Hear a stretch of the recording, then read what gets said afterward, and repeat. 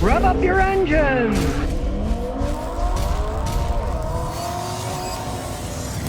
Well, the Tesla Cybertruck may not look that sharp, but hey, the doors and trunks and stuff sure are. It's stainless steel, and people are cutting themselves on it. One guy even showed a demonstration. He cut his leg on a door because it's stainless steel, which is hard, and it's angular, so it's sharp. Now, if you watch that video on YouTube, guy was chopping vegetables with the edges of the doors, right? Look, this Tesla, it slices, it dices, right? Now, one owner of a Cybertruck, at the Cybertruck Owners Forum, you can watch the video if you want. He said, I hopped out of the truck while it was parked on an incline, and it clipped the corner of the door against my leg and made a deep gash in his leg. Do you really want vehicles like this? I mean, it looks ridiculous to begin with, but you're cutting your leg on a door of a car because the stupid thing is too sharp. I like the people that are chopping vegetables in a door. That's absolutely hilarious. Chopping vegetables. The Tesla Cybertruck, it slices, it dices. Maybe it won't run all that long, but you can use it to cook with. Well, Lincoln car manufacturer, they only got 3 models left. They've got the Corsair, the first third of this year. They only produced 11,000 of them in Louisville, Kentucky. Then there's the Lincoln Aviator, which they only produced 10,000 of them in the first third of the year.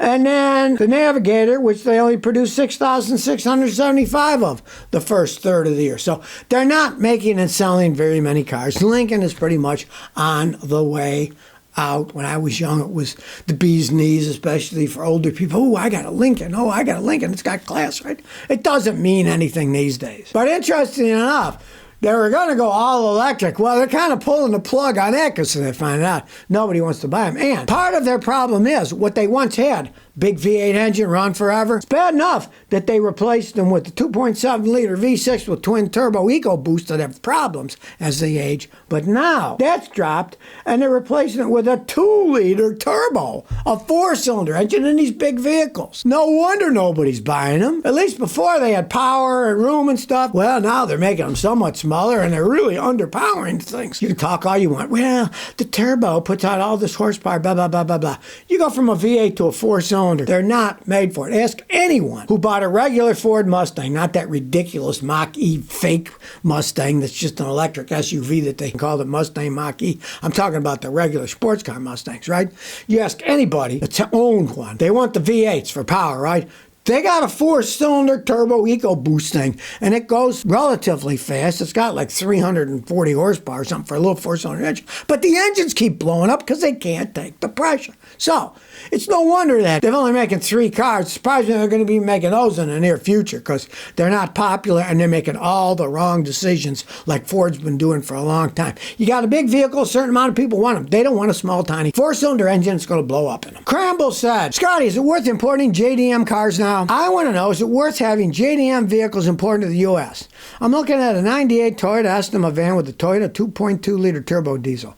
I don't like modern cars with the new tech. Would have something older without all this new crap. Well, on a theoretical level, I agree with you. Yes, those are. But here's the problem. A 26-year-old Toyota that was never sold in the United States, and that it's got a 2.2-liter turbo diesel that was never sold in the United States. Who are you going to get to work on? I can't get information on those. I can't get parts for those because I'm in the United States. I would never, ever buy something like that, the diesels. I've met a few people that did, and they all kicked themselves later. They'd bring it to me, and I'd look at it, and I'd say, look, I can analyze some of it, but the software is different than the ones in the United States, so I might not even be able to get that far. But if I find something wrong, where am I going to get parts from? They don't sell diesel parts at Toyota dealership because they don't sell any diesels, especially an old one like that. You're flirting with disaster. I've seen people get old classic ones, off-road job Toyota diesels. They toy with them, and sometimes if something goes wrong, they'll put a different diesel engine in it or something. But I wouldn't touch that thing if I were you, if you're looking for reliable transportation, because it's too old, and it's a diesel that was never imported here. If you can't get parts, and if nobody can fix them or get information on how to fix them, it's useless. Even though it's a Toyota and they can last a long time, when they break, what are you going to do? Stuban1023 says, I have a problem with climate control on my Volkswagen. I got a 2004 Volkswagen Golf. It has dual automatic climate control in the front, and I have issue with it at times. All the vents on the passenger only blow cold, even though the heater's on. Now, in the winter, it doesn't happen. It gets hot, but now it's spring, and it switches. It won't work right. And then in the summer, I can start and turn on the AC, but they shut down and close, even if I said I closed it down, but the motor still blows. This only happens when I have the climate control on auto. When I turn it to manual, it will work. This is why I tell people, never, ever buy Volkswagens. Their HVAC system, which stands for heating, ventilation, air conditioning, is so complex. I have read hundreds of pages on how those systems work, and they have numerous technical service bulletins on them for mechanics. They are the most overly complex pieces of nonsense. Now, you said when you turn the automatic off and manually turn it, it works. Leave it on manual. If you want to fix that system, you're going to have to find a Volkswagen guy who knows what he's doing, who has the Volkswagen super expensive scan tool, and willing to spend thousands of dollars probably having them analyze the system. They are that complicated. They are totally absurdly. The Germans like, if you can make them this complicated, let's make them complicated. No one will figure it out, and we will make lots of money fixing them. One of the worst things in Volkswagens are air conditioning systems. Face the facts. The German car, does it get hot in Germany? Not really. That's not their forte. Their forte were making good engines, right? But the air conditioning systems they had were always kind of crappy to begin with. Then they computerized them all. Now, if I were you, I'd just leave it in manual mode because you may need a new computer module. You can need all kinds of stuff on it. Those things are so complex. And I mean, then you add to the mix. That's a 20-year-old Volkswagen. Some of those parts aren't even available anymore. Be happy it works manually, and I would just leave it at that. Hey, you got heat in the winter, you said so, and you got air conditioning part, at least in the summer. Let me tell you, you're lucky at 2004 is still running. Now, you only got 133,000 miles, so 20 years, that's not much miles. That's low mileage. I guarantee you, if you would add 200,000 miles, the car wouldn't be on the road anymore, and it'd have so many problems. Well, it isn't like GM didn't have enough problems. Chevrolet just terminated a New Jersey Chevy dealership over falsified warranty repair claims. Now, this stuff's been going on forever. I mean, I remember back in the day, in the 1960s, my father had bought a brand new Chevy, and they had a recall on the brake system, right? Even though we had a garage, they're supposed to fix it for free, right? So they took it into the Chevy dealer, and they picked it up in the afternoon. 3 of the 4 wheels were totally black and dirty, just dirt. But the left front one was clean because they had worked on it. So they fixed the left front brake under warranty.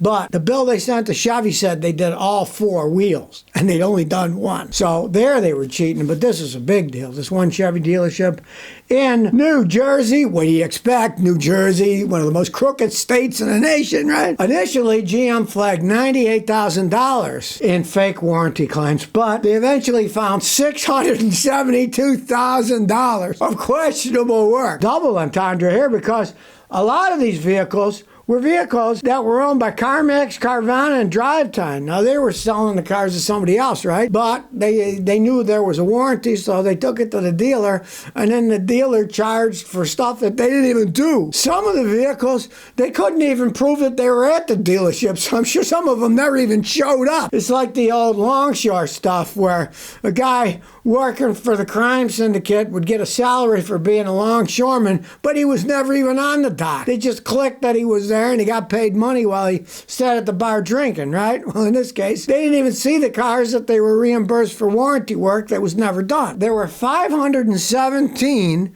ones that they proved that the jobs were falsified, right? Well, the dealership had 1,000 pages of documents for defense, but they could only substantiate 12 of these out of 517 ones they thought were crooked. The dealership could only find 12 of them they could prove that they actually did the work, right? General Motors took the dealership away. Understand this about car dealerships. Car dealerships are independently owned. They're only allowed to be the dealership if they meet what the manufacturer says is qualifications. And in this case, they just shut it down. They said, you can't be our dealership anymore. Now, the guy could have a store there selling used cars if he wanted, right? But he can't call himself a Chevy dealer anymore. And one of the big deals, I've seen this so many times, this highlighted that the dealership's internal processes encourage fraudulent claims largely due to financial incentives linked to warranty commissions. Ages ago, I knew a guy in Houston, Texas. He was an independent repair shop, right? He did a whole bunch of these warranty claim work. right? And I asked him one time, I said, why do you do that? It's such a pain dealing with these companies. He said, they don't check up on anything.